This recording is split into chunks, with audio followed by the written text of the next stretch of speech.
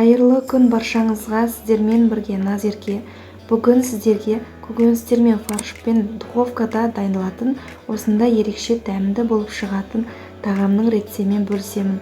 Міндетті түрде видеоны соңына дейін қарап, менің каналыма тіркелуді ұмытпаңыздар. Ең алдымен картошкамызды пісіріп аламыз. Ол үшін жуып тазаланған картошкамызды бөліктерге бөліп, міндетті түрде қайнап тұрған суға салып пісіреміз. Сонда пюре жасағанда пюреміздің дәмі ерекше болып шығады. Енді салмасын дайындаймыз. Мен керек заттардың барлығын алдын ала жуып тазалап алдым. Енді барлығын майда етіп турап шығамыз. Салмасына қосатын заттарды көз мөлшермен салып жатырмын. Керек заттардың тізімі описаниеда жазылып тұр.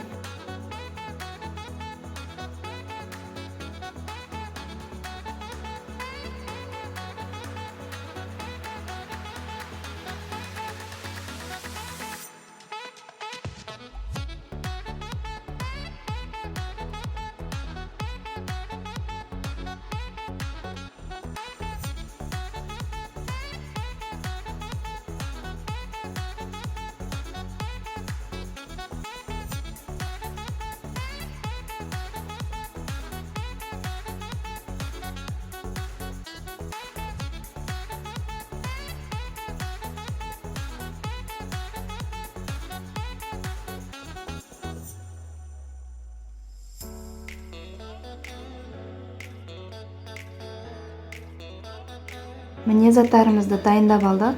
Енді қоруды бастаймыз. Ең алдымен қазанымызды қыздырып, сұйық май құямыз. Май қызған соң пиязымызды және сарымсақты салып, жақсылап қуырамыз.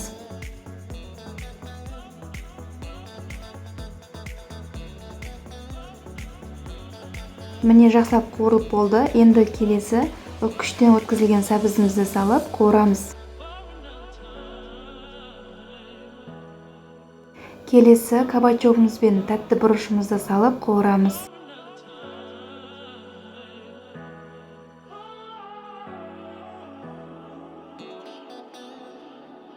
Барлығы жақсылап қуырылды. Енді майдалап туралған капустамызды салып қуырамыз.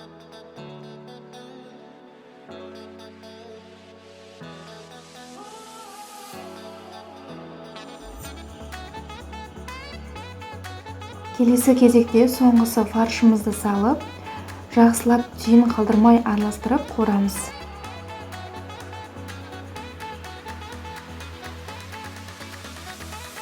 Енді дәміне қарай тұз, бұрыш, паприка салып, жақсылап араластырамыз.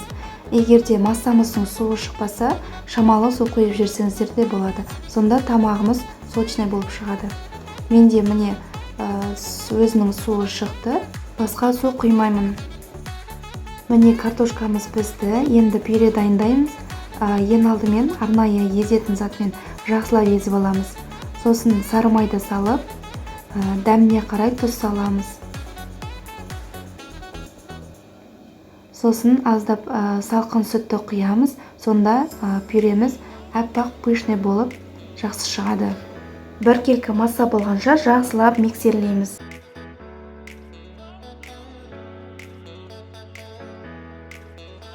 Енді бір жұмыртқамызды салып, бұны да жақсылап миксерлейміз.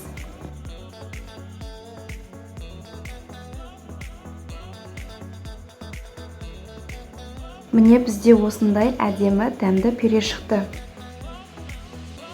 Енді дайындаған заттарымызды табаға саламыз. Ең алдымен қағазды төсеп, пюренің тең жартысын салып, әдемілеп бір келкі етіп жайып шығамыз.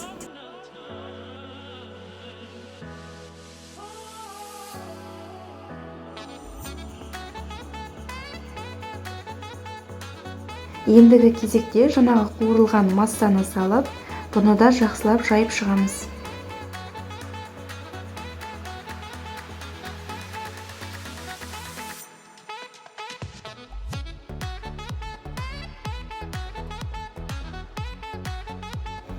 Енді арасына укроп пен петрушканы сүйіп шықтым.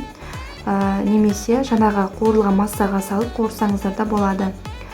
Егер ұнатпасаңыздар, мүлде салмауға да болады, міндетті емес. Енді пюреміздің қалған жарты бөлігін салып, бір келкі етіп бетін жауып шығамыз.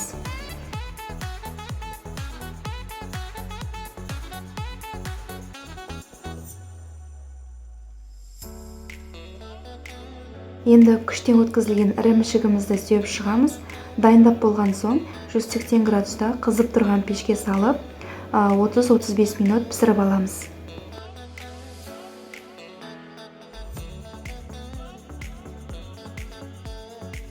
Міне тамағымыз дайын болды, ас болсын. Егер де видеоны соңына дейін қараған болсаңыз, лайк басып, комментария жазып, каналыма тіркелуді ұмытпаңыздар.